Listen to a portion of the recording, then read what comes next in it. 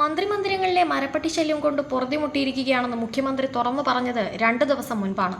ഇതോടെ മന്ത്രിമാരുടെ ഉറക്കം കെടുത്തുന്ന മരപ്പട്ടിയെക്കുറിച്ചുള്ള ചർച്ചകളും കേരളത്തിലായി.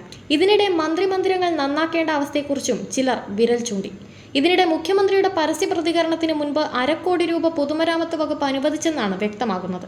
ഈ മാസം 26-നാണ് മന്ത്രിമാരുടെ ബംഗ്ലാവുകളിൽ അറ്റകുറ്റപ്പണിക്കായി 48.91 ലക്ഷം രൂപ ഭരണാനുമതി നൽകി പൊതുമരാമത്ത് വകുപ്പിന്റെ ഉത്തരവിറങ്ങിയത്.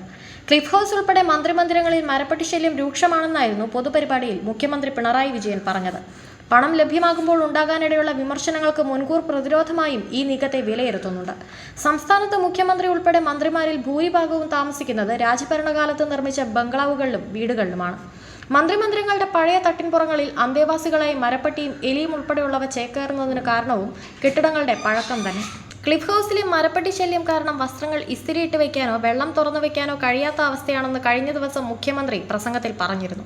പതിറ്റാണ്ടുകൾ പഴക്കമുള്ള കെട്ടിടങ്ങളുടെ തടി കൊണ്ടുള്ള മച്ചിലാണ് മരപ്പട്ടികൾ ഓടി നടക്കുന്നത്.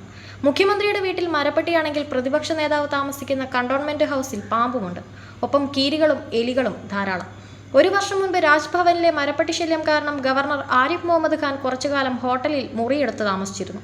മന്ത്രി വി എൻ ശിവൻകുട്ടിയുടെ വസതിയായ റോസ് ഹൗസ്, വി അബ്ദുറഹ്മാൻ താമസിക്കുന്ന കവടിയാർ ഹൗസ്, ആർ ബിന്ദു താമസിക്കുന്ന സാനഡ് എന്നിവിടങ്ങളിൽ സമാന അവസ്ഥയാണ്.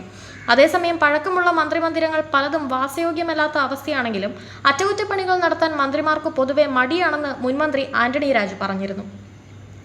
മന്ത്രിമന്ദിരങ്ങൾ നവീകരിച്ച കണക്ക് വരുമ്പോൾ സ്വന്തം പേരിൽ വലിയ കണക്ക് വരുന്നത് വിവാദമാകുമെന്ന ഭയമാണ് പലർക്കും.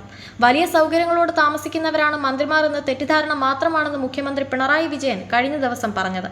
മതിയായ സൗകര്യങ്ങളുള്ള കെട്ടിടങ്ങൾ നിർമ്മിക്കുമ്പോൾ അതിനാവശ്യമായ പണം ചെലവഴിക്കുന്നത് ദുർവ്യയമല്ല. എന്തിനും അനാവശ്യ വിവാദങ്ങൾ ഉയർത്തിക്കൊണ്ടുവരുന്നതാണ് കേരളത്തിന്റെ പ്രത്യേകത.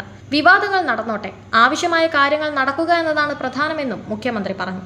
ഇതെല്ലാം അറ്റകുറ്റപ്പണിക്കായി ലഭിച്ച പണത്തിനുള്ള ജാമ്യമാണെന്നാണ് പൊതുവെ ഉയർന്ന അഭിപ്രായം.